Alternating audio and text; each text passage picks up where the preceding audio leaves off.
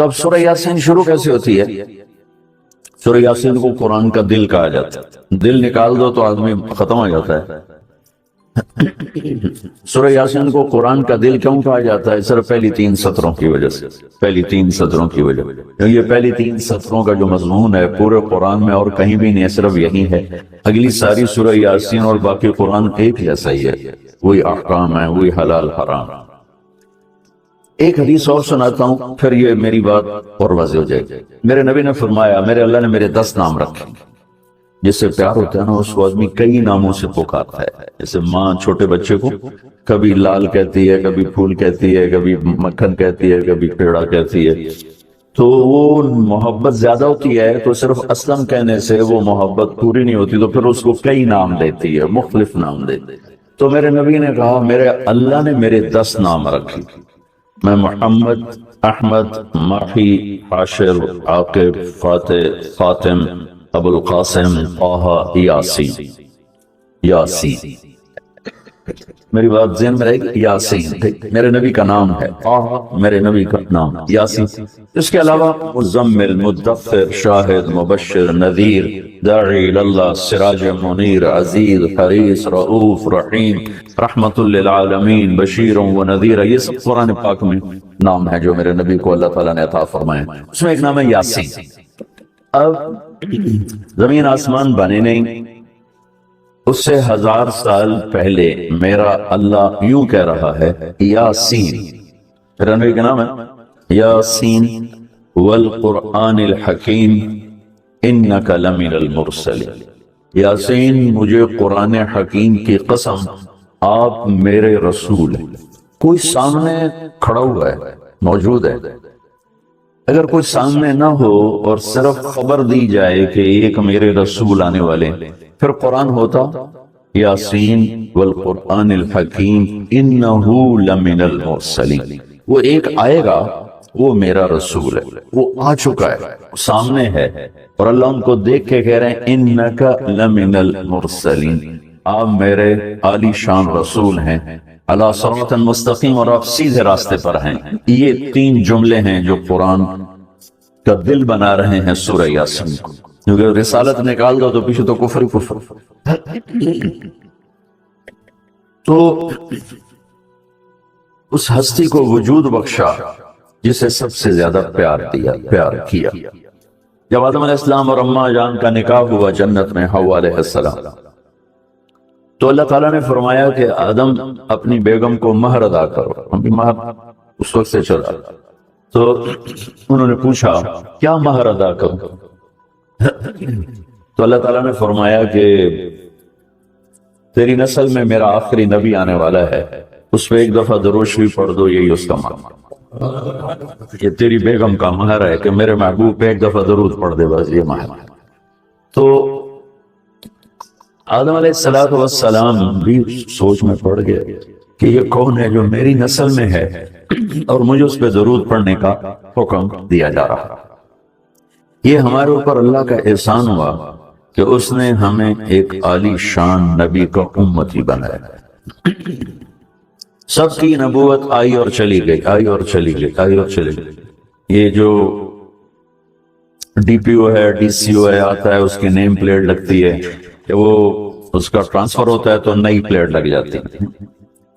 آپ معراج پہ تھے، اللہ سے بات کر رہے تھے کہ یا اللہ، آپ نے ابراہیم علیہ السلام کو خلیل بنایا، موسیٰ علیہ السلام کو کلیم بنایا، داؤد علیہ السلام کو لوہا نرم کر کے دیا، سلیمان علیہ السلام کو ہوا تابع کر کے دی، عیسیٰ علیہ السلام کو مردے زندہ کرنے کا معجزہ دیا، میرے لیے کیا ہے؟ فماذا جعلت لی؟ تو اللہ تعالیٰ نے کہا میرے محبوب اولیس قد اعطیتک افضل من ذلک کلہ، میں نے آپ کو وہ دیا جو کسی کو بھی نہیں دیا، آپ کو میں نے وہ دیا ہے جو کسی کو نہیں دیا۔ یہ لوگ کیا ہے کہ تیرا میرا نام اکٹھا ہو گیا ہے، جدا نہیں ہو سکتا۔ لا الہ الا اللہ، آگے پڑھو، بولو لا الہ الا اللہ کے ساتھ آدم رسول اللہ بھی لگا، لا الہ الا اللہ کے ساتھ نوح رسول اللہ بھی لگا، ابراہیم بھی لگا، اور اسماعیل بھی، اور اسحاق بھی، یعقوب بھی، یوسف بھی، موسیٰ بھی، ہارون بھی، یوشع بھی، یونس بھی، یحییٰ بھی، زکریا بھی، داؤد بھی، سلیمان بھی، سارے نام پر جیسے ٹرانسفر ہو گیا، چلو جی پلیٹ بدلو، نیا آ گیا، ٹرانسفر ہو گیا، چلو بھائی پلیٹ بدلو، نیا آ گیا۔ اللہ نے کہا میرے محبوب یہ جو میں نے اپنے نام کے ساتھ تیرا نام جوڑا ہے نا، اسے قیامت کا دھماکہ بھی نہیں جدا کر سکتے۔ لا الہ الا اللہ محمد رسول اللہ ذکرت الا ذکرت معی، قیامت تک تیرا میرا نام اکٹھا ہو جدا نہیں ہو سکتا۔ پھر اللہ نے بڑی خوبصورت مناسبت پیدا کی، اللہ کے لفظ میں نقطہ کوئی نہیں، محمد کے لفظ میں نقطہ کوئی نہیں، احمد کے لفظ میں نقطہ کوئی نہیں۔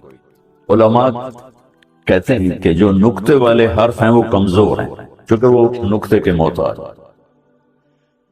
اور جو بغیر نقطے والے حرف ہیں وہ طاقتور ہیں کیونکہ ان کو نقطے کی ضرورت کوئی۔ تو اللہ نے اپنے نام کے لیے کوئی نقطے والا حرف نہیں، اپنے حبیب کے لیے دو نام قرآن میں آئے، محمد و احمد، کوئی نقطہ ہے۔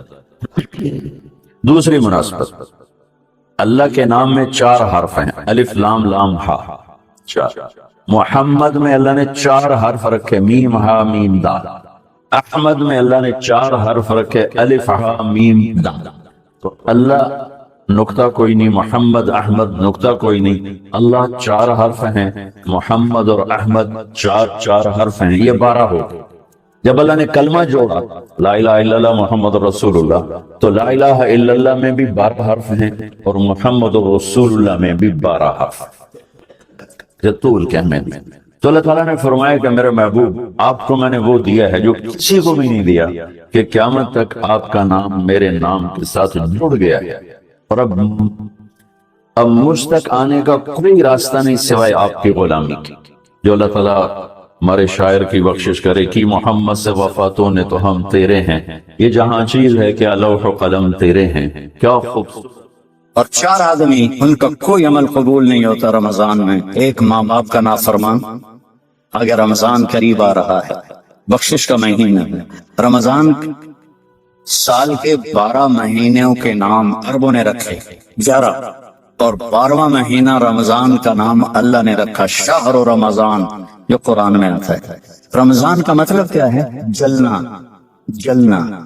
تو جلنے اور روزے کا کیا تعلق ہے کہ جب کوئی مومنہ روزہ رکھتے ہیں تو اللہ اس کے پچھلے گناہوں کو جلانا شروع کرتے ہیں، کس میں؟ اس کی بھوک کی آگ میں۔ دوسرا، پھر تیسرا، پھر چوتھا، جب آخری روزہ آتا ہے تو اس کے سارے گناہ جل کے راکھ ہو جاتے ہیں، تو بالکل پاک ہو جاتا ہے۔ اور شب قدر اگر اللہ دے دے، 5 راتیں تو ہیں، ایک تو ضرور ہوگی نا، وہ جاگ لیں تو 80 سال سے زیادہ کی بندگی کا اجر ہوگا۔ اور 4 آدمی ان کا کوئی عمل قبول نہیں ہوتا رمضان میں، ایک ماں باپ کا نافرمان، ایک مستقل شراب پینے والا، شراب کا عادی، ایک رشتہ داروں سے لڑنے والا، ایک کسی کے لیے دل میں نفرت رکھنے والا۔ یہ 4 محروم ہو جائیں گے، باقی سب کی بخشش ہو جائے گی۔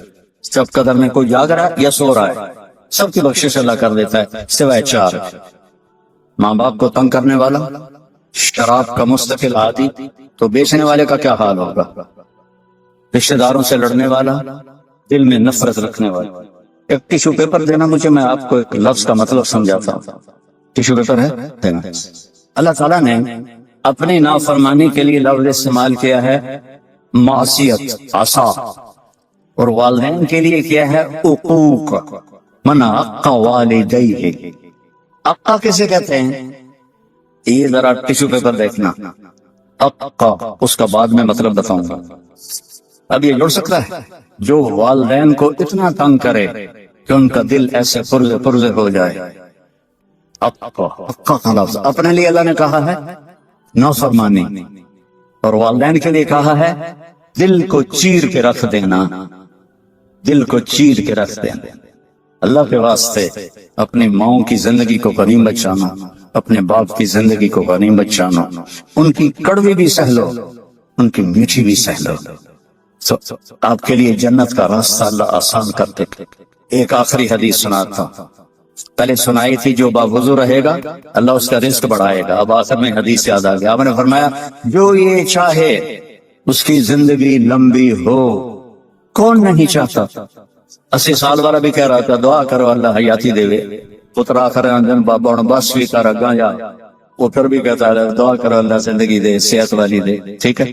کون نہیں چاہتا؟ جو یہ چاہے اس کی زندگی لمبی ہو اور اس کا رزق بڑھ جائے اور مرنے کے بعد اس کا نام بھی زندہ رہے. ماں باپ کی خدمت کرے اور رشتہ داروں سے اچھا سلوک کرے.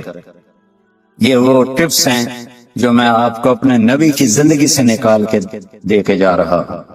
احباب جمع ہے میر حال دل کہلے پھر التفات دلے دوستاں رہے نہ رہے. میرے ذمہ تو تھا کہ جاننداری کے ساتھ آپ کو میں اللہ اس کے رسول کی زندگی کہ وہ اصول بتا دوں جس سے آپ کو خوشحال زندگی گزار سکتے ہیں. آگے آپ کی مرضی ہے تو سارے بھائی بہن اس کی نیت کرو. آپس میں کوئی لڑے ہوئے ہو صلح کر لو, معاف کر لو. بھائی بہن لڑے ہوئے ہیں, میاں بیوی لڑے ہوئے ہیں, میاں بیوی لڑ کے صلح کرے تو اللہ ان کے پچھلے گناہ معاف کر دے.